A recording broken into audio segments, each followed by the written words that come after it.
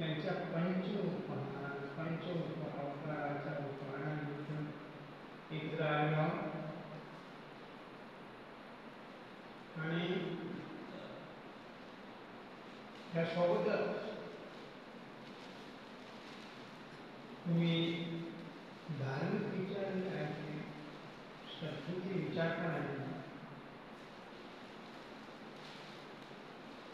आणि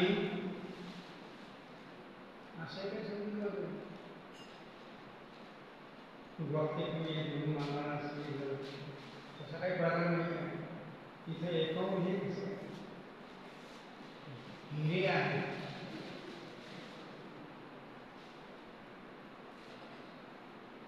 आणि ते हिरे जे आहे त्यांनी सांगितलेलं आहे की एकावर एक वाढत आहे असे हे परमेश्वर थोडक्यात तात्पर्यार्थ सद्भक्तांना अशीच क्रिया घडवीत असावं करावं म्हणून चरित्र आलेलं आहे त्याला एक वेळेला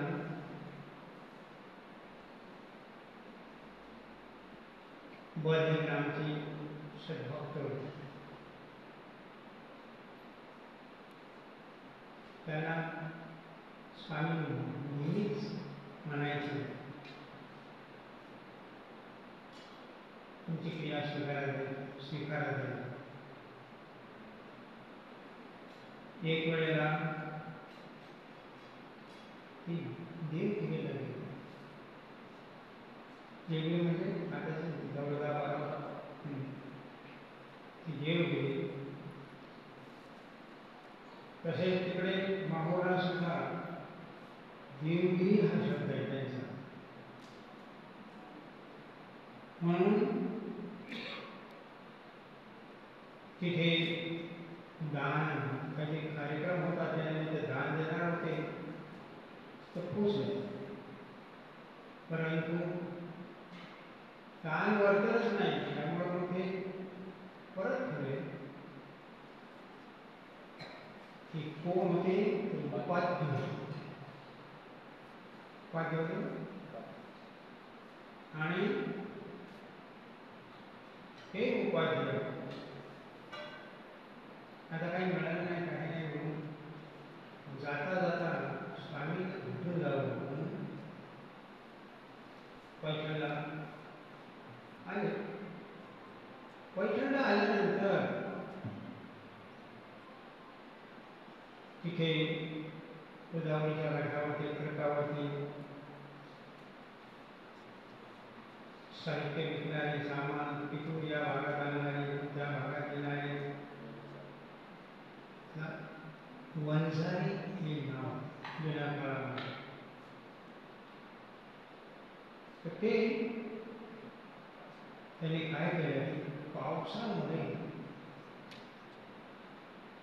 सर्व भिजल्यामुळे त्यांना खडकावरती वाळण्याकरता म्हणून पसरलेलं होतं ते काय शनी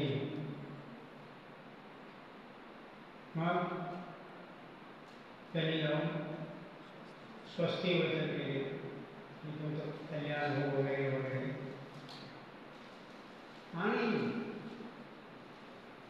यांचं जे स्वस्ती वचन झाल्यानंतर त्यांनी काय केलं शने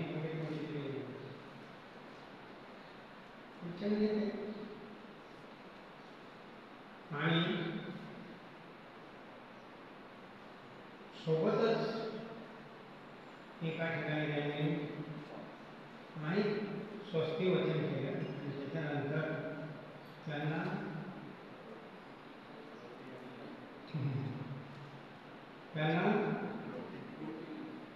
रोटी मध्ये ज्याचा त्याला जाळ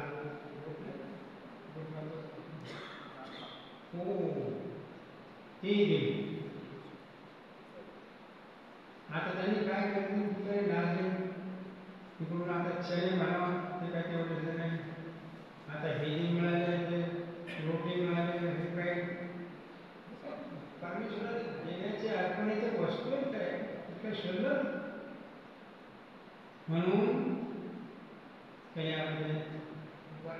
काढून बाहेर समुद्रात पडलेला आले. स्वामीला दर्शन झाले, दंडवत झाला, प्रणाम झाला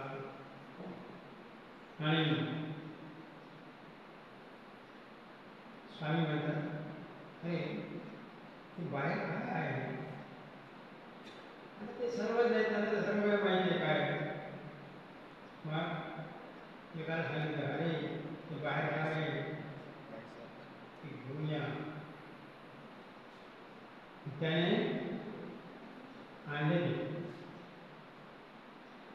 आणल्यानंतर ते सोबत देवाला काय द्यायचं, देवाला काय द्यायचं म्हणून ते रोटी आणि इकडे चणे जे मिळाले होते त्याने भाजून वगैरे वगैरे काय काय प्रक्रिया करून मग स्वामीने ताट बरोबर नाही रोटी तेव्हा असं एवढी मोठी जी जी म्हणून लाजत काढत स्वामीला ती त्यांनी समर्पण केली. समर्पण केल्यानंतर ते भोजन झाल्यावर त्याचे काय केले करून भक्तजनांमध्ये दिले. त्यांनी खाली ते ढाकाने जे रोटी आहे सगळं. तेव्हा स्वामी म्हणतात, कवनाचे क्षतभोजन कोणाचे सहस्र भोजन असे होतात करतात आणि बटिकाचे तर म्हणे परीक्षा निमंत्रण पंचक्रोशीला निमंत्रण होते. समजा कोणी एवढं देतं कोणी एवढं देतं, याचं तसं नाही. पूर्ण परिसर ते म्हणे पूर्ण परिसरामध्ये 1,00,000 जणांना भोजन अशी काहींनी व्याख्या केली. लक्ष भोजन नाही. आणि जुन्या काळामध्ये काही काही केलेली होती. विषाचं भोजन घालणे, सहस्र भोजन घालणे, काय लक्ष भोजन घातलं पाहिजे. ते लक्ष भोजन घातल्यामुळे प्रेम होणार. अर्थात वास्तविकतेने असं काय होत नाही. तुम्ही असं फक्त धारणा करून घेतलेले होत नाही. ती त्याची प्रतिकारता वाढेल, क्रिया वाढेल, असा तो योग होता. आणि ते सोबत उच्चारलेले स्वामींचे जे म्हणणं आहे ते फारच महत्वाचं. अरे काय तुमच्याकडे आहे काय? साधेव गवनाचे काही असेल तुमच्याकडे काय आहे? काही नाही. हे सगळे देव आहेत. आणि मग देव देते ज्या वेळेला परमेश्वर तुम्हाला देतो आहे ते तुमचं आहे. असे परमेश्वराने त्यांच्या छोट्या लहान क्रियेला त्यांच्या श्रद्धेमुळे भावामुळे त्याला विशेष म्हणतो. तर कवनाचे शतभोजन, कवनाचे सहस्रभोजन, कवनाचे परिखार म्हणतात, बटकाचे परिखार म्हणतात नाही. अशा पद्धतीमध्ये त्यांनी ती क्रिया केली आणि परमेश्वराने त्याला अशा स्वीकार जो केला तो अशा पद्धतीने त्याचा केला. म्हणून आजचे जे क्रियावान त्यांच्या क्रियेचा परमेश्वर अशाच पद्धतीने स्वीकार करून तर पाहू गेलो जीवातली आहे ना. आणि याच्याच करता हे चालू लक्षात करून ज्या वेळेला पंचावतार उपवास होत असतो त्यावेळेला बहुतेक सांगण्यात येते स्मरण करा. कशाकरता? माझं तर काही नाही, माझ्या बाबतीने ते काही स्वीकार करणार नाही परमेश्वर, पण तुमच्या विनंतीमुळे ते कशा हातावर घेतलं कशाला माझ्याकडे कोणी शंका नाही की परमेश्वर स्वीकार करतील, परंतु तुमचं थोडं काही टेकू लागला त्याच्यामुळे परमेश्वर स्वीकार करून घेतील असं विचार करून ते हात लावून घेत असतात. याच्याकरता हात लावून एक म्हणे हो म्हणे मला कशाचं व्हायला तुम्हाला माहिती का? काय माहिती कशाचं वेळ आहे ते म्हणे त्याचं कार्य होत नव्हते, कोणते एक कार्य होत नव्हते, त्याच्याकरता म्हणून तुम्ही विचार करत नाही.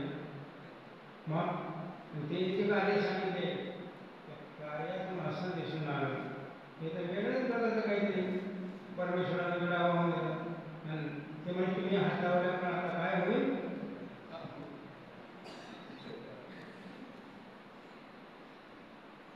त्याचे भागीदार व्हा बरं तुम्ही. म्हणून ठीक आहे हात लावा, परंतु जरा अंदाज घेऊन हात लावा. तेव्हा स्वामी या चक्रधरात याची क्रिया जशी असेल त्या पद्धतीने तुम्हाला जी स्वीकार करायची आहे तसं करावी असं म्हणून तुम्ही हात जर लावले हे अडचण आहे. असे ही पंचोपहार उपाहारचा कार्यक्रम शांतपणे निवांतपणे तो वर्तला. काही त्यांना दाखवून आहे शांततेत ते व्यक्तीच फार असे त्यांनी खरंच जर परमेश्वराला प्रयत्न केली तर परमेश्वराने स्वीकार करतील असे ते बसवलेले होते. ठीक आहे तर आपल्याला ते आरती म्हणणार आहे ते आरतीमध्ये म्हणते नंतर मग आपल्या ठरलेल्यानुसार त्या आरतीनंतर हे होईल. आताच्या पुरता